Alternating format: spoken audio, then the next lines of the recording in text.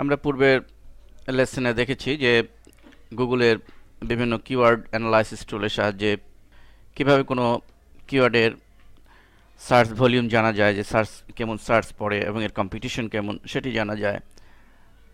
তো এখন আমরা দেখব যে নিজস্ব স্টাডি এবং রিসার্চের মাধ্যমে কিভাবে আপনি সঠিক কিওয়ার্ড বাছাই করতে পারেন।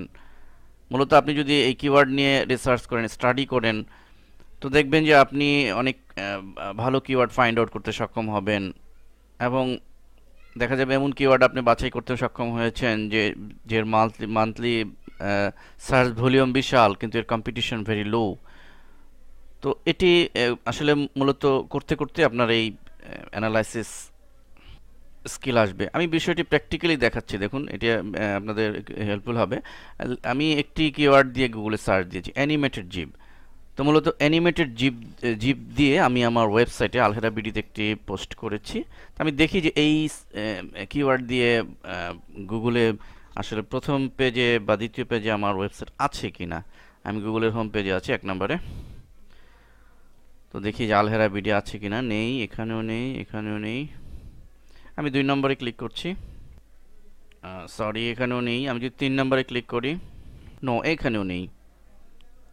এখন দেখুন আমি এখানে অ্যানিমেটেড জিফ এই কিওয়ার্ডে শুধু একটি লেজ জুড়ে একটি ইজিলি এই কিওয়ার্ড দিয়ে সার্চ দিই, তো কে দাঁড়াচ্ছে। আমি গুগলের 1 নম্বর পেজে আছি, দেখি আমার ওয়েবসাইট আলহেরা আছে কিনা। ইয়েস, দেখুন create animated GIF easily alherabd.com 1 number পেজে আছে।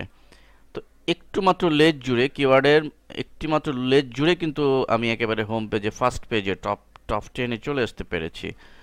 তো এই হচ্ছে বিষয় যে আপনি কিওয়ার্ড এই বিষয়টি যদি আপনি স্টাডি করতে পারেন এবং এই বিষয়টি যদি ফাইন্ড আউট করতে পারেন, তাহলে আপনি ভালো মানের কিওয়ার্ড বাছাই করতে সক্ষম হবেন। তো এবং আমি আমার সাইটে একটু যাই, সাইটে আমি যেই পোস্টটি করেছিলাম, দেখুন ক্রিয়েট অ্যানিমেটেড জিফ ইজিলি। তো এই হেডিংটি ছিল এই কিওয়ার্ডের, জিফ ইজিলি। সো এটি দিয়ে সে পেয়েছে।